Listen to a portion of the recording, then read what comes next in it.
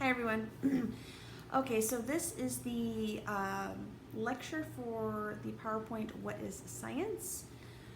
So before we get started with this, I just wanted to make sure you all saw the why am I blanking? The video announcement I posted showing you where to access the ebook. Now, like I said in the announcement, this is new this semester for this book having a link to the publisher. So I don't know, I don't have any experience with it in the past, like how exactly it works. All I know is what I was told, and that you should have some kind of access code, possibly, in the packaging of your book if you purchase it through the CSN bookstore, because the CSN bookstore and the publisher, I guess, have a deal. So if you go, like I showed you in the video, if you go to Canvas, you go to the link, it should prompt you for that code or to create an account. So for those of you who decide to do that, if you want access to the ebook version, let me know how it works, like if there's a problem with it, or if it worked fine, or if whatever. Just I kind of like some feedback, because like I said, as an instructor, I can just create an account, and it was pretty simple. But as on the student view, this is the first semester I've had students do this, and as far as I know, it's the first semester, at least for the anthropology department, where the publisher and the school have had an agreement for this access. So I don't know if it's good or bad or neutral. If you feel like taking the time to send me a quick email, just be like, oh, it worked fine, or oh, this is shit, or just it would be nice to have feedback so I can let my students know in the future. Okay. But I saw how many views the video lecture got, or the video announcement got, so I'm assuming the majority of you probably watched it and saw, and I reminded you guys about the assignment you have due. So you have until, what was it, the 9th? I said it in the video, it was correct in the video. For the syllabus quiz and the first, I think it was just the syllabus quiz I told you about. Okay. But I expect you guys, you have the syllabus, you have access to that course schedule. I will try to remind you on those weekly announcements, but there's always a chance that I don't. And you guys are all adults. I've given you a syllabus. You have access to all that information beforehand. Like I told you, getting a planner is going to be really beneficial to you. I'll try to remind you when I do remember. Okay. So now back to, I'll restart the PowerPoint. Okay, so we're looking at what is science, and just like before, I will have the PowerPoint off screen. You can't see it. You can either, just be listening to me, or have your PowerPoint next to you on your laptop, or however you've done it, or however you want to do it. It works best for you. And okay, so we'll just move on. Okay, so slide 1. So what is science? So this is a way that we gain knowledge about our physical world. She always has to be the star in these videos. How we want to gain information. So we can think about the different ways that we gain knowledge about the world around us. You could think of maybe certain spiritual ways you gain knowledge, and that might be really beneficial to you. But science is something very different from that, and we're going to talk about what that means. And you might be thinking, well, I know what science is, and that might be true. I just want to make sure that we are clear on a few other parts of the scientific process that are not always clear. Okay. So slide 3, the scientific method.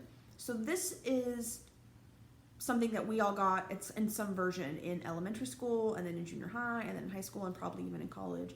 And obviously you're going to get it again. And most of you would probably, without even seeing this PowerPoint, if I asked you, what are the steps of the scientific method? And you would probably be able to remember, you're like, okay, hypothesis is in there somewhere, weight versus observation. You'd probably be able to think, because we've had that so much, at least in Western culture, from from a very early age, some version of that. We kind of know that.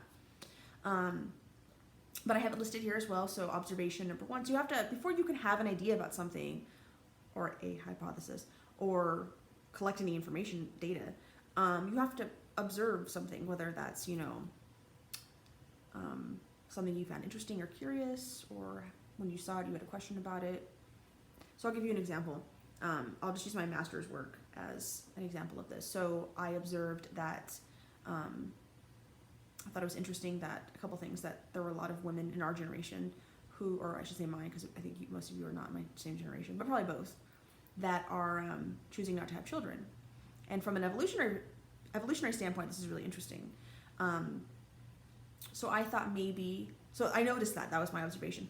A lot of women are opting to either postpone having children or just deciding not to completely. This is a very interesting observation.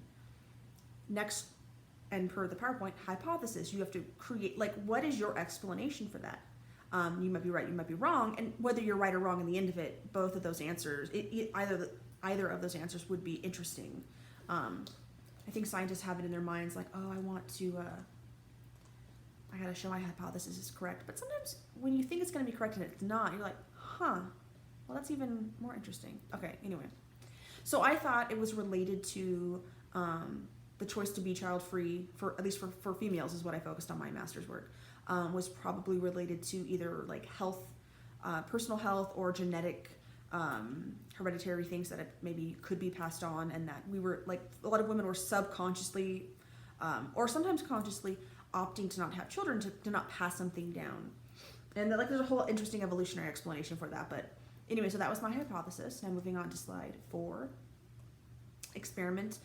So any of the ways you collect data. So for me, I did a self-report survey. So I asked, I got access to a lot of different women on campus in different classrooms, and then I had like this whole thing where I sent out like it via email, and it was a short survey. I had to go through like this whole process of creating like a consent form, getting approval for the university. I mean, that's the whole like bureaucratical part of like being a scientist in a university. But I asked them questions about them individually, about their choice to reproduce, about their family scenario, about their health, and then I, compiled all that into a spreadsheet, and then, ran some statistics on it. And then, of course, at the end is the conclusion. So for my small study, it was concluded that there was a connection between those who chose not to have, for females, it was like between ages of like 18 and I think 40, who made a conscious choice not to have children, and their health and or hereditary diseases or medical conditions that were passed down in their family. So the stats that I did in my small study, although I did have about 200 participants, so it was like pretty decent amount of people, did show that was a thing. So that's the scientific process, and most of us are familiar with that process. But there's a lot more to science. So this is kind of the point of this PowerPoint. So if you go on to slide 5, you'll see I even said science is more than just the scientific method. So a few other things I'm going to talk about: positivism, rules for objectivity, and peer review. So the first one, positivism. So you might be thinking, I've never heard this term before. Does that mean you're positive? No. So there are different ways of kind of understanding, without getting too philosophical with you guys, there are different ways of kind of understanding reality and the lived experience, if that makes sense. It's very general. And how we understand our environment and how we are interactive with our environment, and what is the nature of being and knowledge, and like all these philosophical questions. There are different kind of what we call paradigms, different ways of understanding that and conceptualizing it. There are different types. There are many. If you take like an intro to philosophy, you'll probably get at some of those. But science and the scientific process is built on this idea called positivism, and I have it listed in these bullet points, that we all exist in the same reality. The reality as we know it is observable. We can view it. We can measure it, which is really important. There is uniformity in certain like the physical rules of our universe, whether that's in different areas of the world or through time. Like there's uniformity in that. It's predictable.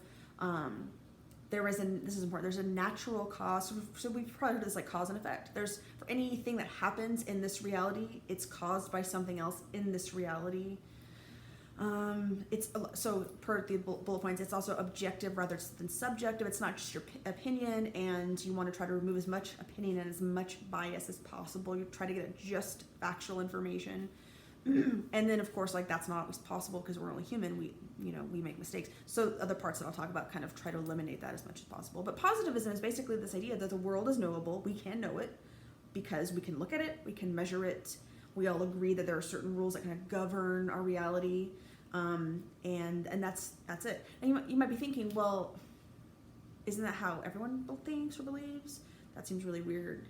that's like a paradigm, because why isn't everyone just thinking that? But when you really start picking it apart, especially when you compare it to other paradigms, so a really popular one right now is like postmodernism.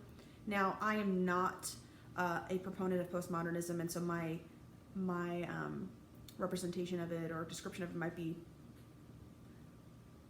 maybe those who are proponents of postmodernism would say, oh, it's like she simplified it too much or whatever. But I would say, like, so postmodernism is another paradigm, another way of looking at the world. And postmodernists would say, like, reality isn't real. It's only built on our experience. And so because we're all different, you know, if I measure something, you can't measure the same thing. It'll be different. Like, there's no way to get at real truth. Like, what is truth? Is this all a dream? You know, so I'm kind of mocking it a little bit, but just to kind of show you the differences in the paradigms. Now, like I said, if you take a philosophy course, or you take, you know, a sociology course, you learn about postmodernism, there's more to it than that. But I would say it's definitely not compatible with science. You will very rarely, you will try to see people who try to create like this really interesting dynamic between postmodernism and science, but it cannot work. They're just completely different perspectives of looking at the world. And we're not going to get into which one's better or worse or right or wrong. But if we're doing science, and we're definitely using the positivistic paradigm, we're not using any other paradigm, because it just doesn't work. I hope that makes sense to you guys. But there are universities who, maybe they're not in a science field, certain departments might have this very postmodern view of how they conduct their field of study, you know, in philosophy or sociology or whatever it is. And when you start to see, now that I've kind of pointed out those terms to you, pay attention. You'll hear this a lot. Like, I hear this a lot. I feel like there's been this really interesting new surge in like postmodernist viewpoints on a lot of things, like a lot of social things. And to me, it's very strange, because it's really based on, I think, to me, well, it's not based on science. And so for me as an individual, especially as an academic, as a scientist, I'm like, where's the science? Where are the data? You know, not just someone's feelings, not just someone's interpretation or perception. Like, we need to know the larger idea. Like, take your bias and your opinion out of it. I want to know what are the facts of the matter. But a lot of people don't feel that way. And unfortunately, that can cause, like I said, not to get too like political right now, but when you start using postmodernist views to start having social rules and stuff, like that's actually a topic for another day. But anyway, but just know that they're different. Those are just two. There are many different other ways of having paradigms of understanding the world and reality, and those are just two, just to kind of show you a contrast between the two. But anyway, so positivism. Okay, so slide 7, objectivity. So how do we remain objective in science? So first, I think I've already said it, but what is objectivity? What is it to be objective? Basically, when you have objective information, or when something is objective, it is free of bias, free of opinion. It's just the facts, or the raw data. And in science, because it's humans who are conducting the research, we can't, even if you're like, I'm going to try to make this as objective as possible, sometimes we can't help, like, our personal opinion might get in there somehow, or our bias that we don't realize we have is in there, whether it's like good or bad. Like, everyone has a bias in some way. Everyone has an opinion about something, and you, even if you're like, I recognize that, I'm going to try to eliminate that, luckily built into the process of science is a way to eliminate that. So, so at the end of it, at the very end, first we have the scientific method, we're using this positivist paradigm. Now we're going to try to be objective in these 3 important ways I'll talk about in 1 second. At the end of this process, the idea is that you're as close to real, factual, objective information as possible. Okay, so how do you remain objective? So you have the scientific method, which is very helpful in that. But also there are 3 other ways. Science has to be repeatable, falsifiable, and change with new evidence. So what do I mean by this? So, like, using my master's work as an example of this. So it has to be repeatable. Someone else needs to be able to, another scientist needs to be able to come along and say, that was an interesting study. I'm going to do the same thing maybe because I did mine on a university campus. Maybe someone else says, I want to do it at maybe 2 or 3 other universities, and just to confirm what Alicia did and see if it's correct or not. Or they might say, I liked what you did, I'm going to do it on the same campus, I'm going to change just one little factor, and we'll just, either the whole thing or part of it has to be repeatable by you, maybe you do it again, or by other scientists. They have to confirm that information. And then built into, like, obviously with that is that it's falsifiable. So someone else might come along and say, I liked your study, it's very interesting conclusions, only one study, so let's do it again. And maybe they do it again, they're like, whoa, we got way different results. Or they could say, we got the same exact results. The idea is that whatever the process, whatever your experiment is, your way of collecting data, it has to be falsifiable, which means it has to be able to be proved incorrect. Maybe it won't be, maybe it will be. So you probably have heard these terms like your hypothesis and like your null hypothesis. But basically that there is something happening or there isn't something happening. Someone else can come along and do the same experiment, and based on the way you've built that process, that experimental process, someone else there has to be built into it that someone could do the same thing and maybe their results are different. Maybe they're not, but this is part of the scientific process. And then also for those first two, I would say, like as an example, like say I don't know if I gave you guys this example already, but say you were taking a drug from you got a new prescription from your doctor, and the doctor said, it's a new drug I'm gonna put you on. There's been, 3 studies showing the effects and how useful it is, the positive outcomes for patients. And she says, or there's another drug that has had 100 studies showing, the positive results, blah, blah, blah. Which one would you probably feel more comfortable with? Probably the one with more studies. And this is just, like, you never want to rely on just one study, multiple studies, whether that's 10 or 20. Now, all those other ones after that initial one might show the same thing, and then that's great. But they might not, and you never really know. I confirm what you knew in the first one, and then that's great. You just confirmed it with more information, solid. Or maybe the next 9 all show the same thing, and that same thing is different from yours. You realize I made a horrible mistake in my stats, or I totally collected that data wrong, or I just had a weird anomaly, and it wasn't what I thought, So this is part of the process. And then, of course, number 3, changing with new evidence. So this is how science is often different from other forms of gaining knowledge about the world around you, is that in the scientific process, it is important to, when we are presented with new evidence, like whether that's, like maybe like DNA evidence or new technology, like DNA is a good example. A new technology comes along. We thought we knew, but the new technology, new information, new evidence kind of just adds to it. Like, okay, we were right, but now we have more information to add to that correctness, and now we have a better idea of the fuller picture. Or it could totally flip something on its head and be like, whoa, we thought we knew that thing, but this new evidence is really pointing to something else. We were wrong before. This is part of the scientific process. So the whole point, like I said, is science is we're working toward the beauty of science. It's a self-correcting system. We are moving towards at all times true, factual, correct information. Okay, slide 8. Peer review. So peer review. So this is this is also part of the scientific process that keeps everything, objective. So say with my master's thesis. Now, I published it. You could, as a student, if you finish your master's, you can kind of publish your master's like on like a university. In fact, a lot of it, oftentimes it's required now. So like if you were to Google Scholar my master's thesis would come up. That didn't go through peer review in this classic sense. It went through peer review in like my master's committee. It's a little different. But that's because I didn't publish it like in a journal. But for anything else, like for example, like I've been working on something with my advisor for this paper for a scientific journal. We're at this point where it's going to get sent out to other people in our field. Basically what happens is you as a scientist, you do your science, you write it all out, and then you send it to a scientific journal because you want that information to get out to the world, like either to the layperson or to other people in your community. Like, this is the new thing, this is what we tried, this is what we did, what do you guys think? We're contributing to the field. So you send it to a scientific journal. And then what the journal does is they send out that manuscript anonymously to members of that journal. And then they are the reviewers or editors, and they say, usually it's sent out to like maybe 3 or 4 people.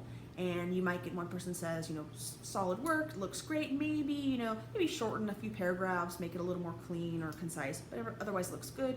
Someone else might say, I really don't like the stats that you used. They're okay, but maybe you should try running this one and add in addition, and then it would probably be a solid paper. And then you might have someone who's like, I hate this idea, you're stupid, per this picture. So they often will edit, sometimes content and grammar, you're like, oh, who cares?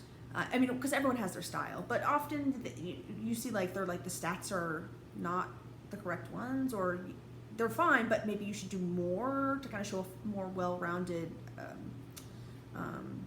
research idea, so they're going to give you, the idea is that they give you positive, constructive feedback, because what you want at the end is to, oh yes, this expert in my field, this expert in my field, this other expert in my field gave me some really good feedback. I'm going to add their feedback to this paper, and then you can resubmit it, and then the journal says, okay, everyone's approved on this, and then we're going to publish in the next issue.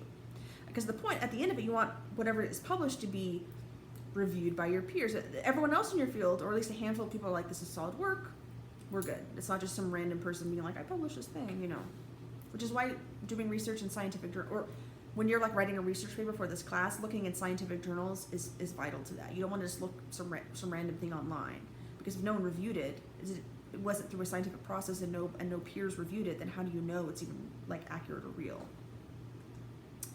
And then slide 9, scientific theory. So the word, this is so unfortunate, the word theory, because we have the word theory that we use in everyday conversation. Like, if I said, okay, so this might be dating me a little bit, but years ago I was really into the show called Pretty Little Liars, and some of you might be familiar with this show. I was like definitely way older than I think even most of the fans when it was on, but I loved it. It was like my guilty pleasure. But me and my friends, we would have theories about who A was, or what was happening. For those of you who don't get that reference, I'm sorry, but you might also have a show where you're like, oh, what's happening? Is there a twist at the end, or a movie? We would say, oh, I have a theory about that, or what we mean by that when we're using that term in everyday conversation is, I have a pretty good guess, I have an idea, I have an opinion. It might even be based on some evidence I could point to, but it's really just your opinion. Maybe an informed opinion, but it's just an opinion.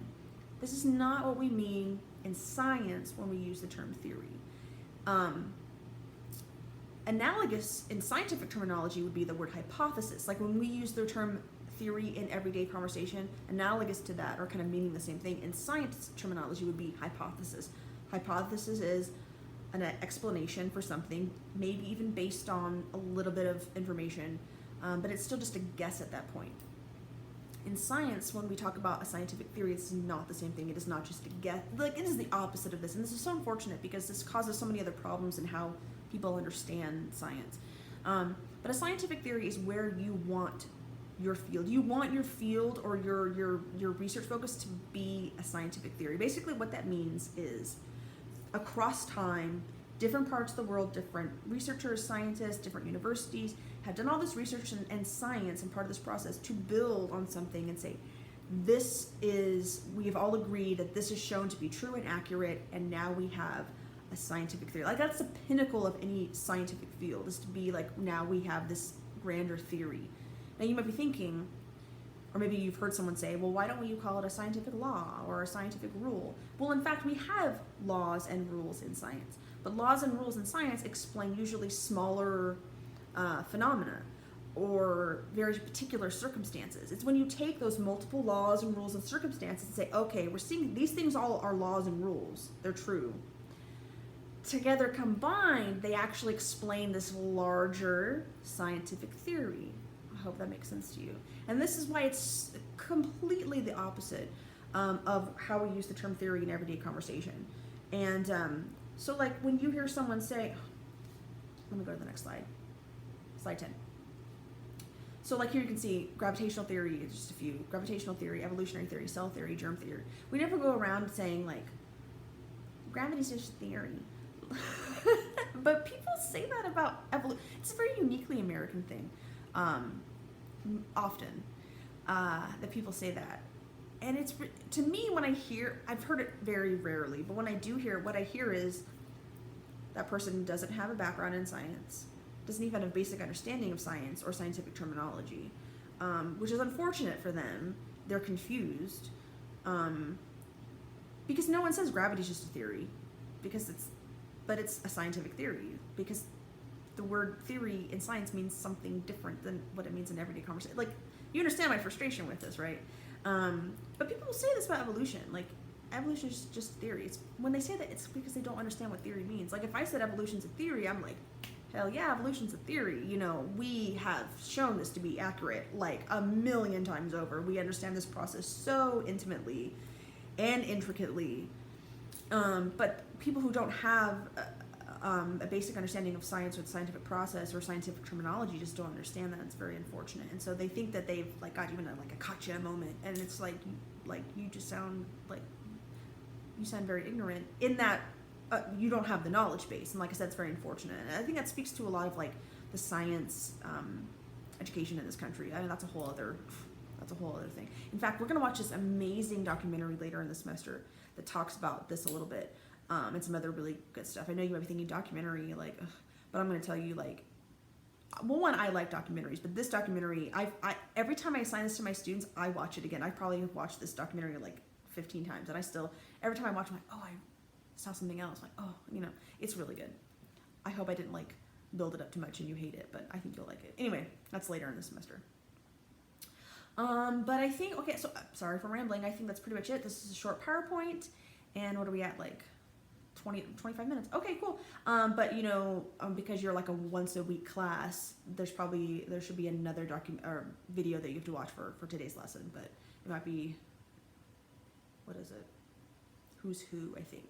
So you might have already watched that one, or you're gonna watch it next. Obviously now it's very clear, like I recorded this one first. But okay, so I'll talk to you guys later.